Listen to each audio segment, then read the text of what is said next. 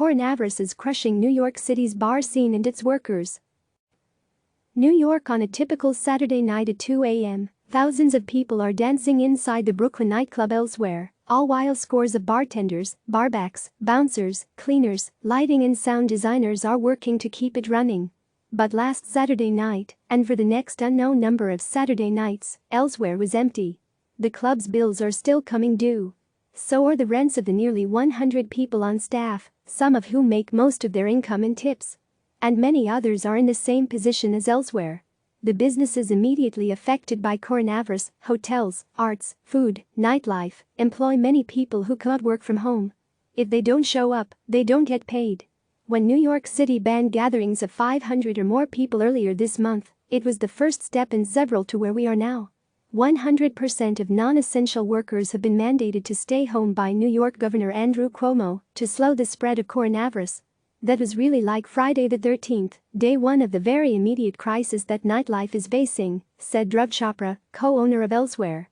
In terms of lost revenue, we're looking at easily 2-3 months just completely wiped out. CNN spoke to several people who work across New York City nightlife, an ecosystem that supports jobs for almost 300,000 people and generates about $35 billion in economic activity annually. They all acknowledge the closing of bars and restaurants is necessary to slow the pandemic. But they say they're waiting for what they see as the second half of that policy. For the government to step in and support its workers while cash flow is at zero. Our industry COLLAPSED in the space of 24 hours. Kip Davis, a freelance lighting designer, said he watched as the virus crushed the nightlife industry in Asia, then in Europe, knowing it would inevitably come to the United States. In early March, his colleagues started checking in with each other. They talked about their fears of unemployment, cancelled gigs, and when was going to be our last opportunity to make a few bucks before all this was going to come crashing down on us. Not only have Davis's event jobs evaporated, but so have his gigs creating permanent installations for bars because owners are now worried they won't be able to pay rent. It's part of a chain reaction that's touched everyone from bouncers to club owners. I feel like we watched our industry collapse in the space of 24 hours. So panic ensued, said Frankie DeCasa Hutchinson, a booker at Bossa Nova Civic Club in Brooklyn.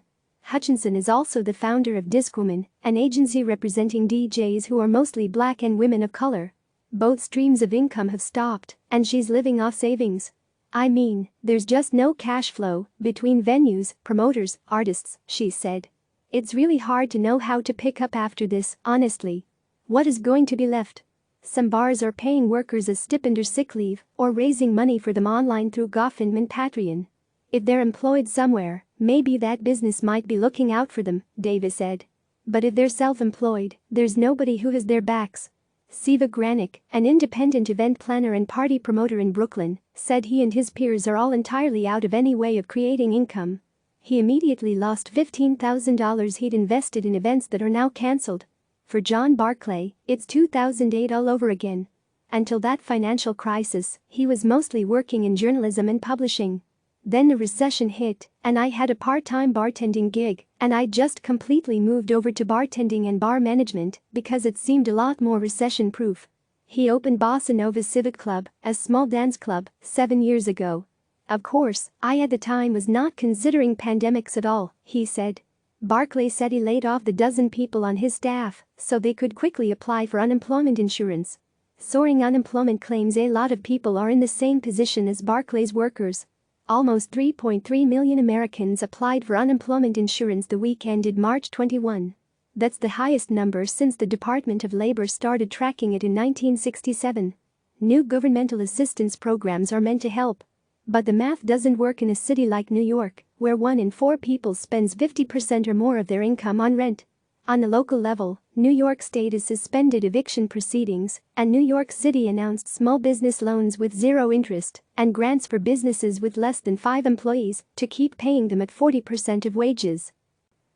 Nationally, the White House and Congress are working on a $2 trillion stimulus package that includes $1,200 direct payments to individuals who make up to $75,000 and $2,400 to married couples making up to $150,000, plus $500 per child. The payments decrease for people making more and stop for people making over $99,000 and couples making over $198,000. But in a city with high housing costs, $1,200 won't go far. That $1,000 disappears in a matter of hours because my rent is more than $1,000, said Granick, the party promoter. What am I going to do for food for the next few months? What am I going to do for utilities for the next few months? The package also provides for unemployment benefits for 4 months and extends it to the self-employed, like Davis.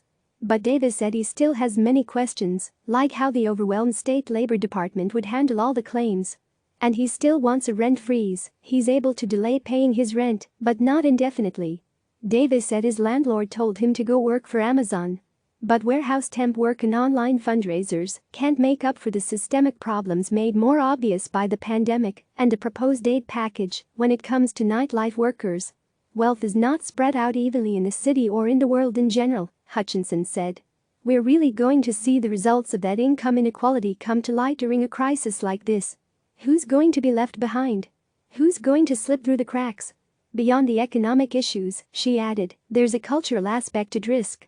These spaces are the community grounds for people to connect and bond and feel safe with one another, Hutchinson said. Click subscribe to receive the latest news.